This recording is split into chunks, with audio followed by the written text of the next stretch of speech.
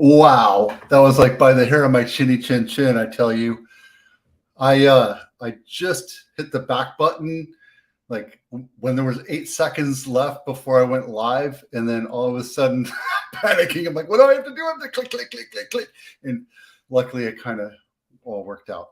So rates are going up. What does that mean? Rates are going up, and they're continuing to go up. They went up higher than I thought they were going to be. Everybody's like, oh, that's fine. The rates are supposed to go up. That's great. Rates are crazy. We're going to go into it, but rates are going crazy high, and they're probably going to go higher.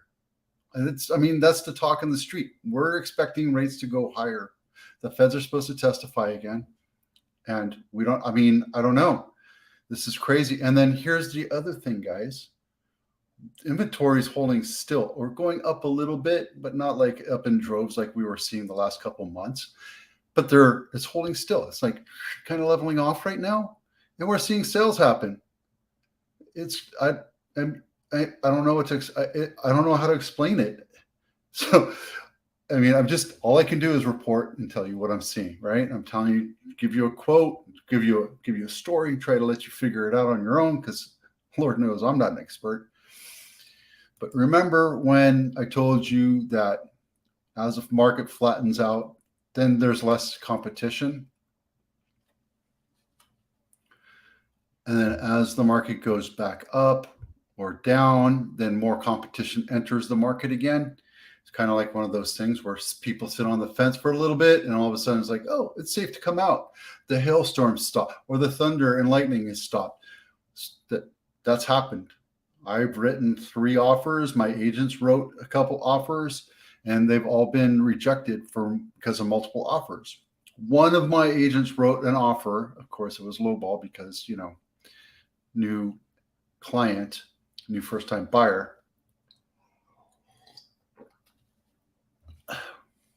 Wanted to go in and get a little aggressive, which I understand. But, the house wasn't that great a shape. It was priced dramatically correctly. They had 11 offers. 11 offers, and my agent's client came in second to last. Crazy. So market's coming back, but is it for long? We don't know, right? There's a lot of stuff that's kind of going on. People are always going to want to buy houses. People are always going to want to sell houses. People are always going to need to buy houses. People are always going to need to sell houses. So there's an ebb and flow of these needs and wants. And that's where we're kind of helping get stuff started and help you understand what's going on. Before we get started, it's my subscription numbers going up. So please, my goal is to get to 1,000. It takes you a half a second. Go down there, right here, right where it says subscribe, and hit the little bell. Make sure you say everything but just help me do that. You don't even have to watch every once in a while. I appreciate it if you do, but please, subscribe. Hope you find value to this. If you have ideas or thoughts that you want to see other things, please let me know. All right, so I think what we're seeing is the market's coming back. We might see something like this, and market and competition is entering the market. Why am I keep on pointing here? Well, let's take a look at the numbers. But before we do that,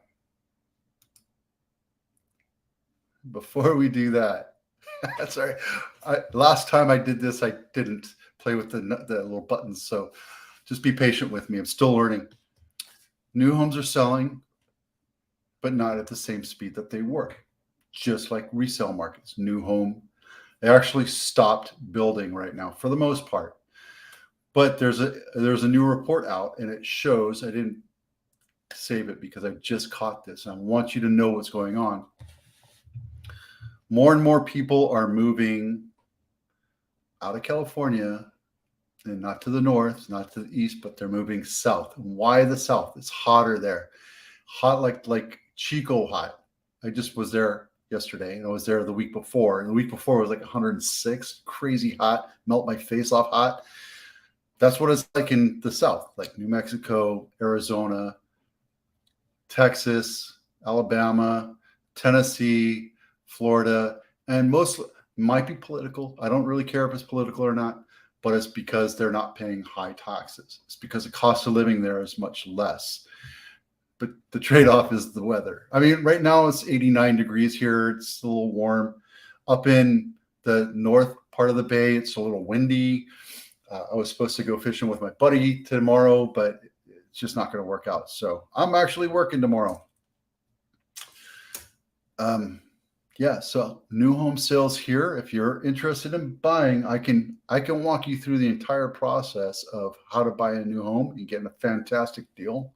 But you can't go there first. You have to walk in there with me, and I'll show you how to do it. Major concessions are being given. So there you go. Other news, I talked recently about 2 non-QM companies going out of business, Sprouts and something else. And then last week, Loan Depot closed their wholesale division. That's 3. Wells Fargo, I haven't actually seen the report. This is hearsay. I understand that Wells Fargo is stopping loan origination altogether. About 2-3 weeks ago, 3-4 weeks ago, I saw that they, along with the other big banks, stopped doing home equity lines as well. And that's a huge indicator that we're kind of coming up against a time when things are going to start slowing down. During 2008, 2009 meltdown, what happened was, right, the market stopped. All the toxic assets blew up all these banks, all these lending institutions, all these, financial institutions. Everybody stopped and said, I don't know what to do. The banks were like, I'm not going to loan on anything. I don't know what to do. I don't know what to do. Home equity lines stopped. Alt-A and subprime loans stopped altogether. Conventional loans were still around, but it took 45 to 60 days to close. But that was because I don't know what to do. And I think this is this legacy problem of what's happening from then and what's happening now. I don't think we're in anything major panic right now yet. I don't know. But look at what's going on with China, Canada, New Zealand. I don't want to say Cambodia, somewhere around there. They're all having housing issues, right? We have China in a massive Ponzi scheme right now where they're forcing middle income Chinese to buy houses on spec, and they actually had to start their payments before the buildings were done. Now, this is, again, all hearsay. This is what I was seeing on videos and other reports. You go in to go buy a new apartment, a new condo, a new house, or whatever, and it's 6 months to a year out before they build it. But because of the way it's set up over there, you put your down payment in to a lottery system. If you're lucky enough to be picked, then you get to start making payments on your apartment, condo, or house, whatever it is they call it there. And my understanding is right now they're just building money on top of money, doing a big Ponzi scheme, and that's ready or already. I'm not sure. It's because we don't know, right? This is all hearsay, but the card has been pulled out of the house of cards, and we're seeing Chinese housing market completely collapse. It started last year with, what was the name of that company? Evergrande. And there's another company that's like 3 times as big, and they're starting to have issues as well. So that's one of the big problems that we're seeing. Canada has more of their mortgages on adjustable rate mortgages instead of fixed mortgages. And again, my understanding is, I'm not an expert in all this. I would love to have somebody that's an expert in international mortgage lending theory talk a little bit more about this.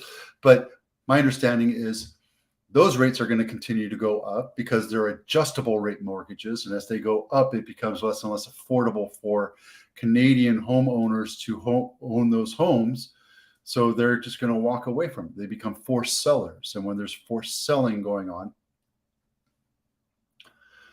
the market tends to flood.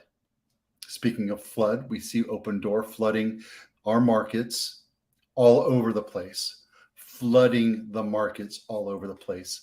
And there, if you're going to buy a house right now, I'll tell you right now, buy an open door house. So we're one of them iBuyers.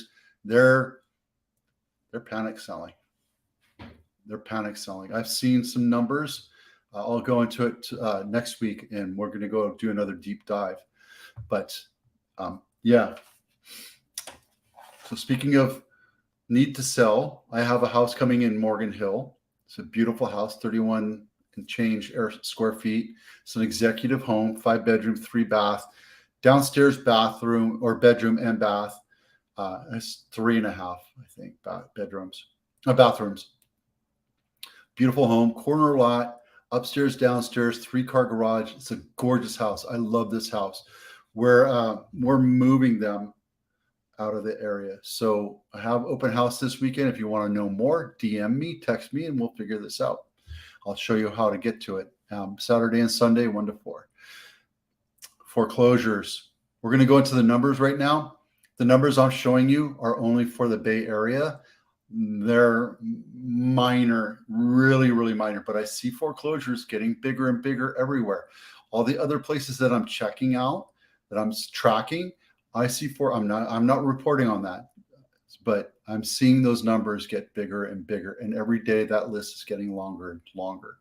Foreclosures are happening outside of the Bay Area.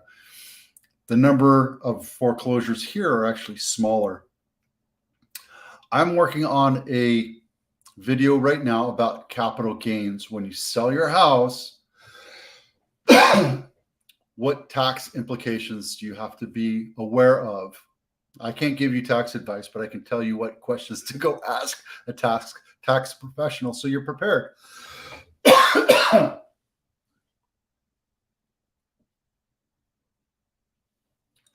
Peanut. Capital gains, state capital gains. It's actually called something as FTB gain. And it matters if you're an investor. Dag nabbit. If you invest.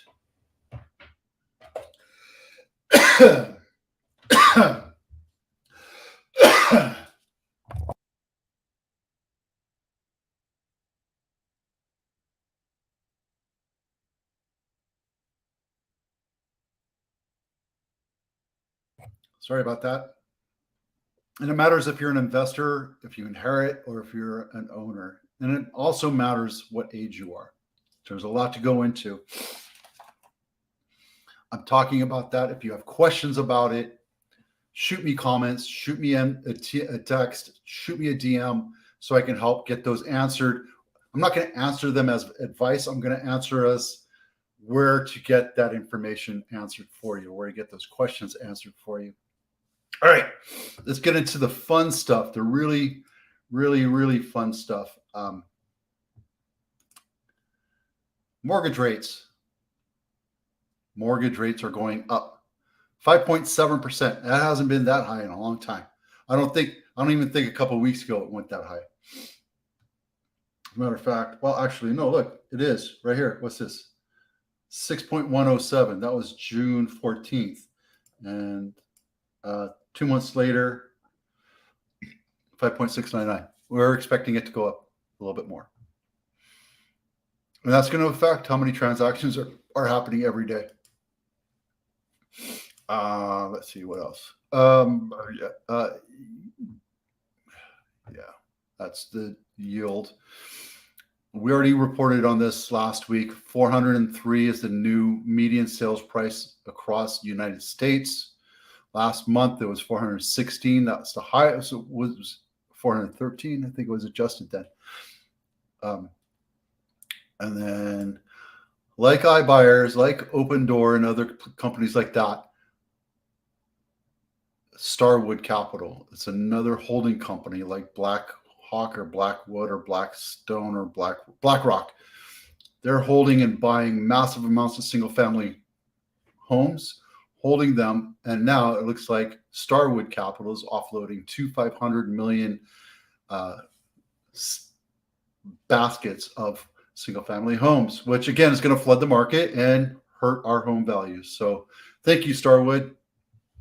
Thank you so very much.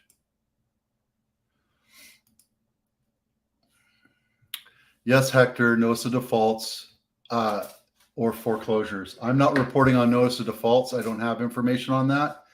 I'm not collecting information on that. Hector, if you want to, let's get up on this, and we can absolutely talk about notice of defaults and how that number is being affected. Those numbers are going up, but not to the numbers that we saw in 2006, 2007, all the way to 2012. Those numbers were in the millions. We're seeing hundreds of thousands across the United States. So every region's looking at, 10, 20,000 per region. And our region isn't that big. These are actual foreclosures, not notice of defaults. And now, and we'll talk about this a little bit more. Now, notice of defaults are taking a little bit longer to actually come in to become actual foreclosures. There's a whole lot more process involved, which I'm still learning about. So I can't really talk to you about that, but we will get into that. All right, let's talk about numbers, exciting numbers. I had a conversation with one of my new lieutenant agents today about what's going on with the tipping points. And we're seeing the housing tipping point it's happening, right? We talked to you about Starwood and Open Door and all these iBuyer platforms. And I've talked to you many times about what's going on with Airbnb. I think this is going to be the actual tipping point right here. If I was going to bet $5 on any one of these, it would be automotive. I keep seeing over and over and over again, subprime lending for automotive industry being an issue. I see right now standard loans being an issue for the automotive industry. And people, this is what happened in 2008 with our real estate industry. It wasn't the realtors, although the realtors contributed to it, but it was the lending institutions and the finance institutions, the Wall Street, that kept on coming up with all these toxic loans that continue to hurt us for many, many years. My guess, and I've been telling people this for the last 8 years or so, my guess is that the automotive industry is going to be the tipping point for our economy. It could be the housing industry in the global economy, probably China, if it unfolds and we actually catch wind of it and that affects us somehow. But my guess is it's going to be the automotive industry. All right. So not to scare you or anything, don't lose any sleep over this. All right. Numbers, 40 plus days on market. Remember, that's how we started this number nerd thing. It's the highest number we've seen in a long time, 426, actually 435, which was a month ago. We saw the numbers come down a little bit and then pop back up. 90 days on market, multiple counties. Yeah, multiple counties, 109, 109 homes over 90 days on market. We broke the 100 mark. That's crazy. REOs, remember I was telling you, Hector, if you're still watching this, our numbers are dwindling a little bit in the foreclosure market. This is Bay Area to the Monterey, right? So Bay Area, Monterey, and I think Santa Cruz counties, maybe San Mateo, the 9 counties around the Bay Area plus Monterey. Only 16 houses that are listed for sale as foreclosures right now. They're not notice of defaults. They're not in foreclosure process. They're owned by banks. That's just the Bay Area. I see that in cities in Florida.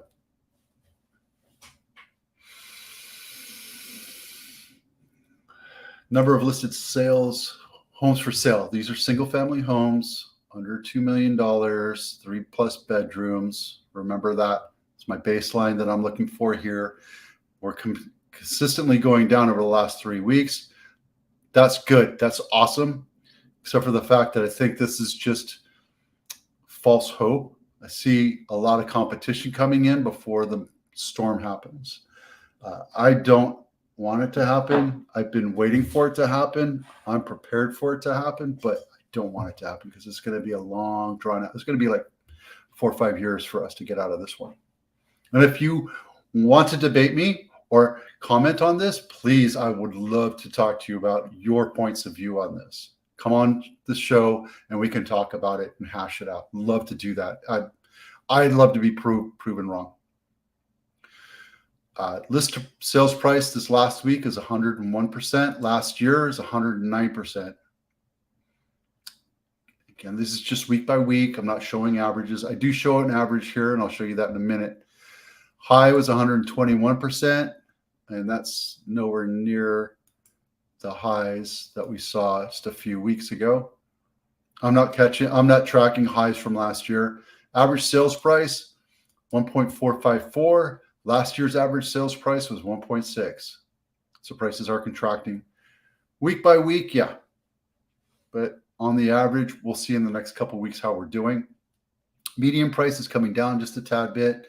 But again, these are just like little tick marks, you know, like when an earthquake happens, you have to look at the long game and see the trends that kind of go. You have to put these into straight line, trend line type numbers, right? Days on market, we're averaging about 22 right now, the last month. Last year, at the same time, was 10. That's all of San Jose. That was all total. Total number of pendings, 63, completely down. So closes last week. These numbers right here, I'm actually going back and doing a little bit more tracking so you can see where we are. We're at, on average, 45% less transactions than last year over the last 2 months. See how far back this went. So it's June 6th, July 6th. So over the last 2 months, we're down on average 45% in transactions. Just to put it into blunt numbers, 70 over 150. It's about 48%, right? Cancellations are down significantly, which is great. Cancellations are what happen when people panic, buyers panic, and they get out of the contract. Those numbers were starting to rise for a while. They're completely gone, and I'm so grateful that that's going out. I think we're going to see 5.6 going to affect the market a little bit. TFT's back on market. Actually, that's supposed to be red, so forgive me. These numbers went down. That's good, 38. List price decreased, 232 out of the 577. That number's starting to get better, just by an inch at a time, which is good. See all these red numbers right here? Those mean that the inventory is shrinking. So overall, the inventory is shrinking a whole lot more than it has in the last few months, last couple months. That's really good, you know. And if you look here, Cape Coral, Austin, Atlanta, LA, they're bigger cities. Cape Coral's not a big city, right? I mean, that's more of a destination city. New York, I think there's like 5 different cities that are bigger than Cape Coral, but that just happened to be a huge number. And we saw it go up like 150% since July, since we started tracking this. So I see those numbers coming in. I'm seeing houses that I'm tracking and they're closing, and some of them are closing close to listing price.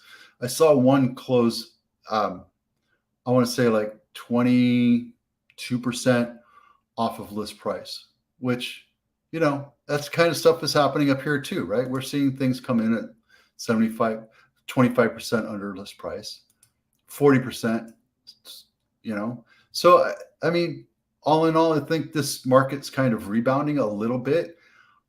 I just have a feeling that you keep watching this and we're going to see these numbers kind of float down a little bit more over time. I think it's going to be a slow, gradual progression, but it's also going to be a slow, gradual progression to get out of here too. That's it. That's all I have. Again, if you want to talk, debate, comments, you have ideas you want to learn more about, I'm always more than willing to do the research and find out more about it. Again, my next video that I'm doing is going to be on capital gains, which I know is not super exciting, but you know, I'm in the investor game right now, trying to learn become more proficient at it. And the more I learn, the more I'll share with you, and hopefully you can get something out of it. All right, 25 minutes. That's much better than 38 minutes. I'm Vito Scarnecchia with the Avatano Group, powered by Compass. Oh, and by the way, if you want one of these scrunchy pucks, come by Saturday.